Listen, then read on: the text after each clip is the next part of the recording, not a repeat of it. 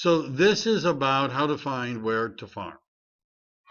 And I'm going to start with the assumption you're willing to do condos and townhomes to begin with. Let's start with that. So we would go to stats and residential. And we're going to click on condos and townhomes. And I would click on customize. We're going to look for the past 12 months. And what we want to know is number of closed sales. Now we need to group it, and we could group it by area, city, county, or zip code. Since we're doing Santa Clara County, we're going to do, so let's say we could start with, I'd start with zip code. And we now go over here to county and we put in Santa Clara County. And if you wanted to do a city, you could put in a city too. So you're talking about the city of Santa Clara. Sometimes the easiest way to pick out the right city is to click on that little box and allow Matrix to help you. And so we go to Santa Clara County, and so here are the cities in Santa Clara County. Let's, to help Loopy out, assume that she wants to do this in the city of Santa Clara, in Santa Clara County. So I clicked on Santa Clara, someplace I clicked on Santa Clara. Come here. Come on. There it goes. And we click on OK. And so now we're looking for condos and townhomes in Santa Clara. Now, zip code, we don't really need to break it down by zip code because they're all in one zip code, right? So let me do something different. All right. So do you want to? All right, we'll break it down by zip code. But it said 95051. Let's see. So 95051 has the most. So now, if for those of you, Santa Clara is much more narrow. Let's say we go to search, and you're interested in San Jose. Like I was starting to work with Sonia. She's interested in San Jose, so I'm going to get rid of the city of Santa Clara, and I'm going to go down to Santa Clara County, and I'm going to pick the city of San Jose. Okay, so now I've picked San Jose. By the way, if I were you, I would become curious about the statistics functions in the matrix. I'd be curious about it. I would spend, when you're at the open house on Tuesday down in Gilroy, right, and nobody's coming there, I would play around with the statistics program, because you're going to see a lot of the farming material I produce comes from this. So now we're looking at San Jose, and we're breaking it down by zip code, and we click on generate, and what this is going to do is tell us which zip codes have the most townhomes in them in San Jose. 123 still wins. 135 is number 2, 136 is number 3, 126, 125, 131, 110, 112, 111, 113. By the way, neither of the Cambrian zip codes have made it in the top 10. Right? Neither of them have. So what I did, and I did this a really long time ago, is when I ran this numbers, I decided I was going to farm 95123 because they had a robust townhouse market. And by the way, if we do sales of single family homes, you're going to see 123 also comes up near the top also. So I figured there's condos, there's townhomes, there's single family homes. But let's assume that, let's just assume that Sonia really wants to do 95124. So what I just did, for those of you that didn't see it, is I opened up a search with another tab by right clicking and opened it in a new tab. And what that means is I didn't close my statistics. And I have another tab, and what I'm going to say is she wants to do 95124. So what I'm doing is I'm putting in zip code 95124, and 95. See, I did that just to make sure you were paying attention. I'm glad. I do that often. Many of you. And I'm going to pick 0 minus 365. So that's basically telling me that there were 729 condos, actives, pendings, and solds in 95124 in the last 12 months, last 365 days. So I'm curious. I would click on results. Now, I used to farm eventually a condo complex in 124, right? The reason, by the way, that I ended up farming it is that I sold a couple of condos there over time, not right next to each other. And then I decided I might as well start marketing because I'd seen so many of the units. A concept about farming is sometimes it's better to let the farm pick you than you pick the farm.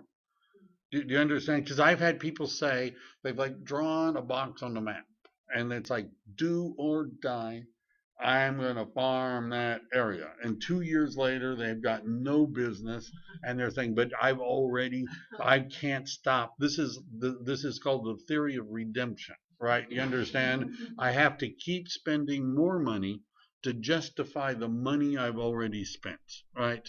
So what I'm saying is that one way to pick a farm is to work with some buyers, sell one of them a house.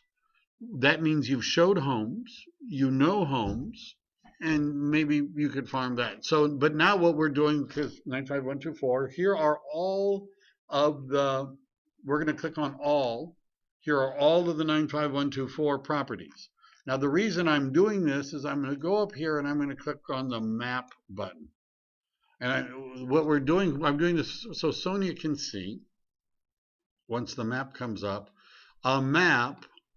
Here they are, right there, oops, in the middle, the bullseye. And if we zoom in, zoom in, zoom in, zoom in, and zoom in, now it's looking crazy, right? But you can see where there's pockets of listings, right? And if we can zoom in and out.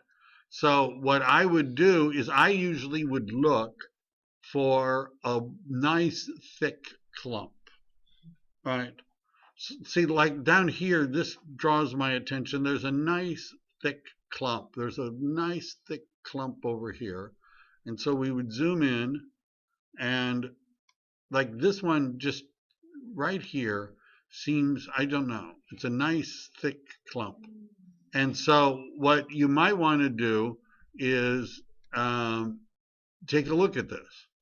And by the way, I would definitely suggest that you actually drive and take a look at it. One of the people I'm working with keeps suggesting farms in an area that she's never looked at, never gone to, right? And I wouldn't do that, right? I would go drive around and take a look at them. But do you understand if you were, so this is a nice clump here.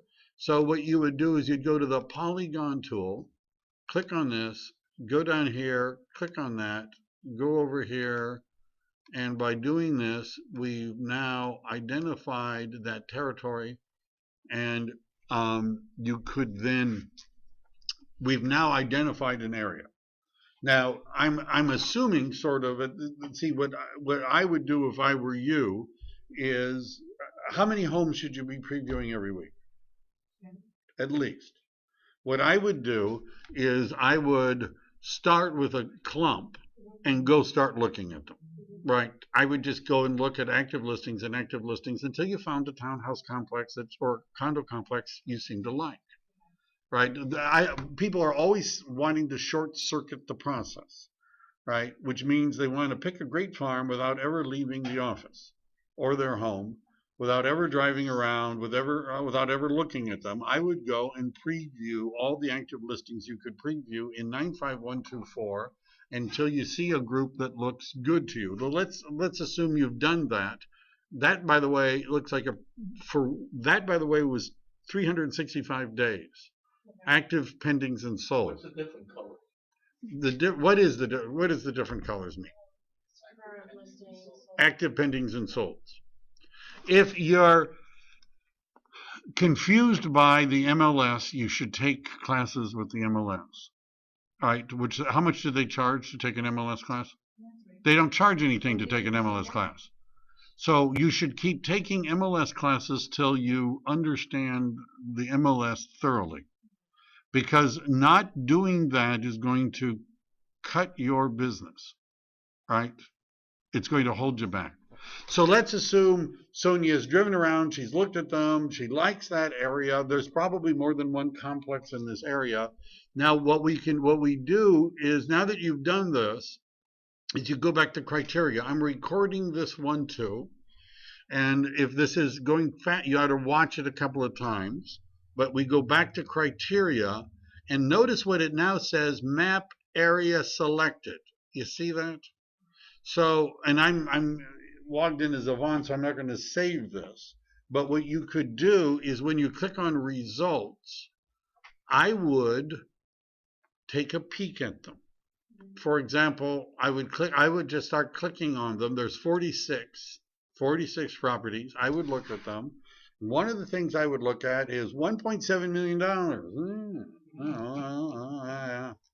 I would go down and I would look at Kenneth Roberts. This one is closed, was the listing agent. All right. All right, cool. I'm going to go to the next one. The next one is still condos? Townhomes and I think, no, these are I guess I ran everything. I'm sorry, I ran everything. Yeah, it says class C and family. I ran everything. Let's go back. So like I pulled this up and I'm just looking, so I might just play with this because I mean I pulled up by area, so it shows like I forgot to. it shows Cameron, which is what that area Right. we were looking at it, and it's pretty significant. It's like half of what like Boston Valley. Right. So let's just say I made an error and I didn't click the condo townhouse box. So that, by the way, looks like not a bad neighborhood, but we're going to put in 95124 and 0 minus 365. And there were 95 sales in that entire zip code. And now we're going to look at results. And here they are. And we want to click all. We want to click all. And we're going to click on map. And this should be a lot less. So here are the clumps of condos and townhomes. That group here stands out to me. And Exactly what that is. and so there's 1, 2, 3. These are the ones that have sold. This is sold in the last year. So we would look at it and go over here. All right. And so here's our search, and we go back to criteria. And so there were 13 condos and townhomes in that little area sold in the last 365 days. So now that we've done that, notice it says map area selected. We look at the results. We can't really save it yet until we look at the results. Here are the results. If we click on them all, by the way, Kimber Court, we can go to save and save this as a search. Now, the reason that you want to do that is the system that I used at my previous office, which was at a certain point, you've heard me describe this, we automated the farming system. So what agents were required to do was to do this. In other words, you had to tell us what your street was, what the map was. And then we would just run the statistics, right? So, but now you have to save this search, and you could call it your Kimber Farm or something like that. I would also create an auto email so that every time something comes up in your farm, any change, expired, canceled, withdrawn, active, pending, sold, any change, you got an email as soon as possible, right? Because what you're going to be telling people is that you're the neighborhood specialist, right? The area specialist, the Kimber Court specialist. And if you're going to tell people that, you ought to know what's going on in Kimber Court. Now, these are places that just sold in the last year. Or active. Active or sold in the last year. Right. Now, you don't want to send stuff to them because they just... We're not talking about this. We're going to, if you're a farmer and one field, you know that last year produced thousands of dollars worth of soybeans. And the other field, you look at it and there's nothing but dying weeds and rocks. And you're trying to decide where you're going to plant seeds. which one would you go to? The one that was at The one that had fruit in the last year. So what we're doing, we're not going to market to the ones that sold, but we want to go after where properties actually sell rather than farm. I've had agents say to me, well, no, there hasn't been any really, nothing's happened in the last couple of years, but I guess that means they're getting ready and that pretty soon there's going to be a lot of sales. It might mean that people just don't sell very often in that neighborhood, right? And if you want to farm it, that's up to you. You're an independent contractor, but I would go someplace where there's lots of closed transactions. Now, the other thing you want to do, so let's say you start clicking on them and go down. First of all, it'd be good to peek at them so that you know. Jennifer Marley. Why do I care about, that's the listing agent's name. I click on next. I scroll down. Margaret, whatever that is. What is important to me, it's not Jennifer again. I do the next one. I go down here, Sandra Jameson. This is starting to look good. You understand what I'm looking at is to see if the one, Glenn, comes up. I'm looking to see if anybody's name keeps coming up. Jeffrey, I haven't seen the same name twice. We go down to the Jennifer Marley. All right, 2 of them from Jennifer Marley. And that doesn't mean we can't. Terry is number 3. And we go down here. Ducky Graybill. I know Ducky. She's a very nice lady with a funny name, right? But very nice. Pamela Rogers. And here's Gina and John and Joshua. And by the way, we can make an export for this, but I'm in Michelle. All right, one agent has done 2 transactions in the last year, and it's all over the place. Right now, if you found that Jennifer had done 5 out of the 13, what I would assume is that she's heavily farming that area. Right, 1 or 2, you don't know. Right. So what we're looking at is turnover. We're looking at competition, right? And it doesn't mean you can't make money in 95124. There's a lot more condos and townhomes than 95123. There's a lot more, right? And but there's no reason you find one, you could market to it. So when we've done that, once you've identified the area, and again, I'm not saving this because we're just doing this. Once you've identified the area, you can save that search, you can pull the search up and run that, what's happened in the last 30 days, right? So you can come up with actives, pendings, and solds that I would help you make a postcard or a flyer that you could go hand out. Would it be a good idea to actually pull like the complex and see like Egress to see how many transactions there were? Right. That's what we've done by going through the Polygon. The thing that I would add to this is I would then call your friendly title rep. Are you a Chicago or Old Republic? All right, so those are the 2 religions around here, right? There's the Chicago and the Old Republic religion. So you call Rita, right?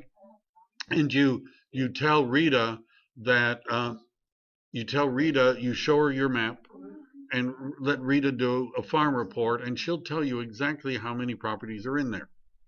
You could do this yourself. You could do this yourself. I'm gonna make you 2 sit apart next time.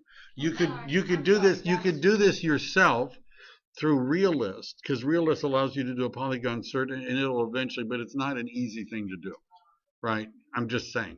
But usually when I show people, and then they call me up at 10 o'clock at night and say I still can't do it. So go to Rita, show her your map, let her run a farm, tell her you're thinking of farming it, let her do her stuff, and she'll give you books and all sorts of stuff. And now you know. So what I would then look at is, all right, so let's say Rita says there are 800 properties, right? 300 properties. How many sales were there? 13, let's say. What you would do is pull out a calculator and you'd put in, was there 14, let's say 14 sales, and you divide by, let's say it was 300. And what that is 4.6%, right? Turnover. You take the number of sales and you divide by the number of properties. Now I don't know if there's 300 or not. I don't have any idea. But the point of this is that I'm looking for something that's got 6% or better, right? Turnover. That's what I'd be looking for. So you take the number of sales And divide by the number of homes that are there to find out. That'll tell you what percent sold last year. By the way, Rita may be able to tell you that too, right? But you understand before, and I've had agents show me where it was like 3% or something like that. But I can feel it's going to come back, and I'm like, oh, whatever. Right, Well, it's but just a lot of work to do. You want to make sure you get the right price. Right. Use the price for nothing. picking the farm is an important thing, right? Rather than, and some people say, well, I'm just going to farm where I live. There's nothing wrong with that, right? But there's sometimes problems. One of the agents at my other company was farming where she lived, right? Became fairly well known, and then her teenage son was arrested for burglarizing homes in the neighborhood, and it became the talk of the neighborhood. And guess what happened to her farming efforts, right? So sometimes it's better to farm not where you live. Just saying. I'm not saying you have this problem, but you get the idea. And it may not be a good business decision. One of the agents I'm working with happens to live in Debbie Murphy's farm. And if you look in 95118, you're going to see this huge clump of Debbie Murphy listings. And Debbie Murphy Farms actively has been doing it for a really long time. And my suggestion was move over a few blocks and you'll find an area that she does not farm. Why not start there, right? Just because you live there doesn't mean you have to farm there, all right? So, How did you open the public in a channel? yes, this is a magic. Let's say I want to open a what I want to do is I don't want my my statistics to go away, right? Because I may want to come back. So I go over here and I hover to this, right click, and then you get this drop down including open in a new tab. Pick that and it just makes a new tab. What you're going to find, one of the frustrating things about Matrix is that if you jump around, it'll close what you did, right? And then you're saying, now I want to go back to the statistics, and it's gone. So, by the way, what we're going to also do, let's look. So you're farming 95124. I'm going to do this, and then we'll be enough for today. Your takeaways from this should be research your farm and find one, right? Spend some time on it. Go drive and look at the properties. But let's say we're going to make a postcard for Sonia's farm, and she doesn't really have enough actives and pendings to do it. We're going to go here to presets, and I'm going to go to search. And what I'm going to do is I'm going to type in zip code 95124, and I'm going to go and I'm going to just pick average days on market to sale to list price ratio. I'm just going to pick one of the presets, and I'm going to hit generate. And what that's going to do eventually, as it spins around, and I realize doing this that I may have gone on too long and that I'm losing people, but it gives me this little graph, right? And so what this shows for the last 12 months, what the average days on market has been, and that's, by the way, this is small numbers because we're dealing with the area, but the list to sales price ratio for that zip code. And if I want to know what the numbers really mean, I could click on data and I could look at them. But we could, if you right click in the middle of the chart, you can save this image and we could put it in a flyer, right? So what I'm saying is that if you are farming 95124, even though this is for the whole zip code, you could start talking about what's happening in the zip code, right? For condos and townhomes. Is it doing well? Is it doing bad? And by the way, this one doesn't have enough, one of the things we could do is we could, instead of doing zip code, we could make it a little bit bigger by doing area. What's the area code for Cambrian? I think it's 14. It's 14. If you're the area specialist, should you know that? And Sonia knew that. We hit generate. So by putting in the area, it includes the 2 zip codes for 14, which is going to give us more numbers, right?